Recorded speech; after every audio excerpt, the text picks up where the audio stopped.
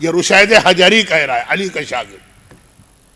علی کے زمانے میں، علی کا زمانہ تو بہت پہلے، 50 سال پہلے، 60 سال، واقعاً جتنا زمانے کا امام اس مومنہ سے خوش نظر آ رہا، 5 مرتبہ یہ واقعہ آپ نے سنا، اس لیے اتنا جملہ ہی میں کافی سمجھ رہا ہوں۔ جتنا امام 100 سال پہلے اس مومنہ سے خوش نظر آ رہا، اتنا ہی وہ امام آج ہماری اس بچی سے خوش نظر آئے گا جس کا چہرہ بھی کھلا، جس کا ہاتھ بھی کھلا ہے، جو گھر سے باہر بھی جا رہی ہے۔ ہو سکتا ہے کہ بعض علاقوں میں، یہاں نہیں، وہ عبا بھی نہ پہن پا رہی ہے، خالی اپنے لباس سے حجاب کر رہی ہو، لیکن اجر و ثواب اور خوشنودی اتنی ہی ملے گی۔ دیکھیں اب بعض چہروں نے مجھے اکسا دیا کہ میں وہ جملہ جو کہا کہ امام خوش، ذرا سی اس کی وضاحت کر دوں۔ ایران کے ایک بہت بڑے عالم، زمانے کے امام سے ملاقات کے فکر میں وہ سارے عمل کیے، وہ سارے دعائیں، وظیفے، بہرحال میں امام نہیں ملے، امام نے اپنی زیارت نہیں کرائی۔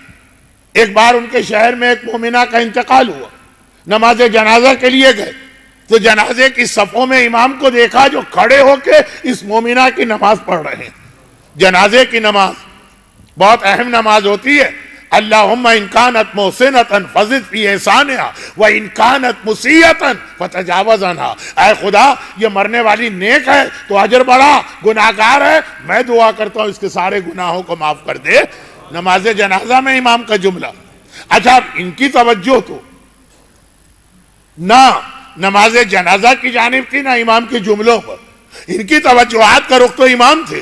چنانچہ نماز کے دوران تو بہرحال جوتو کر کے کھڑے رہے صفوں میں، جیسے ہی جنازہ اٹھا کندھا دینے بھی نہیں گئے، امام نہ چلے گا، اور واقعاً امام جا رہے ہیں۔ ایک بار کہا مولا آپ زیارت کرائی، اور وہ بھی اتنی سی دیر کے لیے۔ امام نے کہا میں تیرے پاس تیری زیارت کرانے آیا ہی نہیں تھا، اس وقت میں تیری وجہ سے آیا ہی نہیں، میں تو اس مومنہ کی وجہ سے آیا ہوں۔ مولا، مومنہ میں کیا خاص بات تھی؟ کہا اس کے بیٹے سے پوچھ۔ بیٹے نے بتایا کہ جب یہاں قانون بنا کہ کوئی حجاب نہیں کر سکتا، اس عورت نے کہا میں زندگی بھر گھر سے باہر ہی نہیں نکلوں گی۔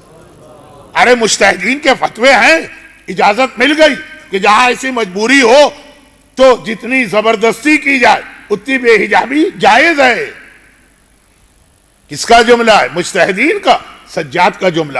پھوپھی اماں علیکن بالصحرا، اب اس وقت آپ اسی حالت میں جنگل میں نکل جائیے، پردہ ساقط ہے۔ سجاد کا جملہ ہے جو مجتہد کے فتوے میں آ گیا کہ حالات اگر ایسے ہوں اجازت ہے۔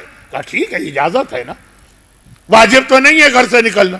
کون سا ایسا ضروری کام ہے کہ میں گھر سے نکلوں؟ جاب میں کرتی نہیں، بزنس میں کرتی نہیں، اور ملنا ملانا وہ سب مجھ سے ملنے آ سکتے ہیں، میں کیوں جاؤں؟ ساری زندگی یہ گھر سے باہر نہ نکلی۔ سننا بہت آسان ہے، آج کے زمانے میں بھی اس پر عمل مشکل ہے۔ آج کے زمانے میں کیا خاصیت ہے؟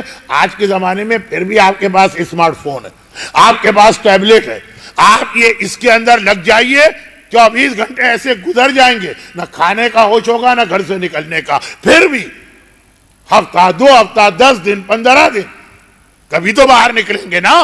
کہا کہ نہیں، میں اپنے حجاب کو بچانے کے لیے، جس میں اللہ نے اجازت بھی دے دی ہے، لیکن نہیں چاہیے یہ اجازت مجھے اپنا حجاب بچانا، گھر سے نہیں نکلی۔ جتنا امام اس سے خوش ہوئے، آج ہماری اس بچی سے بھی امام اتنا ہی خوش ہوں گے جو اتنا حجاب کر ہی نہیں سکتی، چہرہ بھی کھولتی ہے، ہاتھ بھی کھولتی ہے۔